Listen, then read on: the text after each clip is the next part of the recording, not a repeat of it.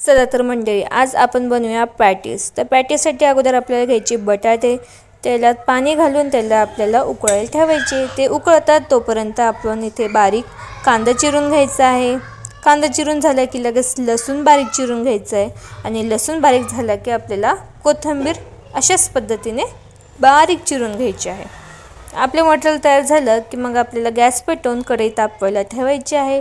यामध्ये आपल्याला तेल गरम झाले की मोहरी आणि जिऱ्याचा तडका देऊन त्यामध्ये लसूण सोडायचे। लसूण लाल झाले की यामध्ये आपल्याला कांदा घालून कांद्याला देखील लाल होईपर्यंत परतायचे। कांदा लाल झाला की यामध्ये आपल्याला वाटाणा घालायचा आहे आणि वाटाणा छान परतून झाले की आपल्याला यामध्ये मसाले ॲड करायचे, जसे की लाल मिरची, हळद, धनापूड, मीठ आणि एखादा आपला आवडीचा मसाला।